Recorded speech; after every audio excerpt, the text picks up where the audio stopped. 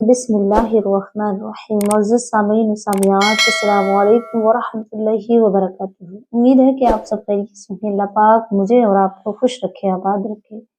प्यारे अजीजों, आइएगा, क्या मोमिन नापाक हो जाता है पूरा?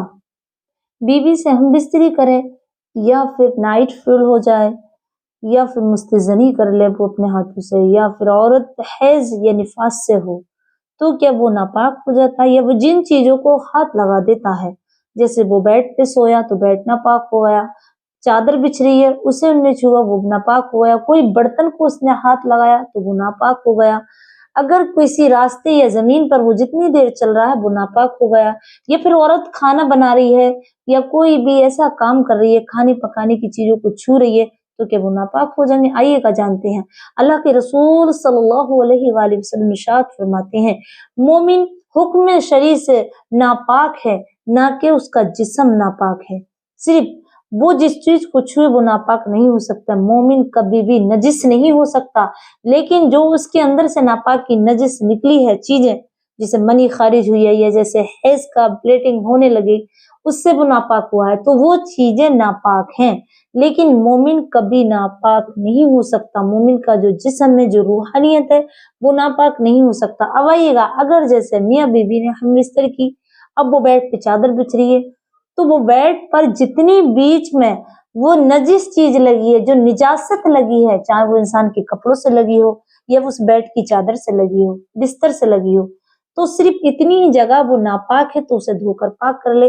अब औरतें हैं, वो पीरियड से हैं, हैज से हैं, निफास से हैं, अब वो चल रही हैं या कोई चीज को लगा रही हैं हाथ, या बिस्तर पे सो रही हैं, या फिर वो बर्तन छू रही हैं, तो सिर्फ वो चीज नापाक नहीं है। हाँ, जिस चीज को उसने अपने जिस्म में पहना है या जिस चीज पर वो वो ब्लेड लग गया है, हैज लग गया है, तो वो इतनी जगह नापाक हुई है तो उसे धोकर पाक कर लें, वो और तमाम चीज पाक है।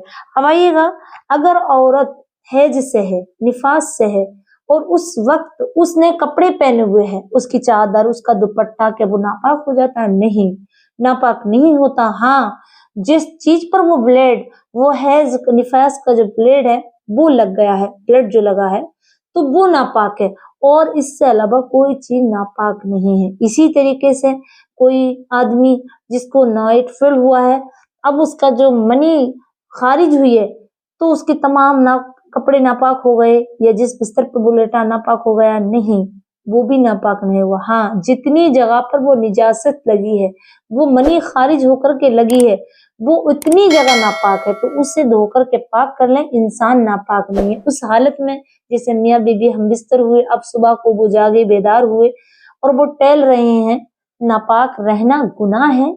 ये अल्लाह के रसूल ने फरमाया कि ज्यादा देर नापाक न रहे, क्योंकि उस वक्त तक फरिश्ते उसके करीब नहीं आते जब तक वो निजासत में रहता है, जब तक वो नजिस रहता है।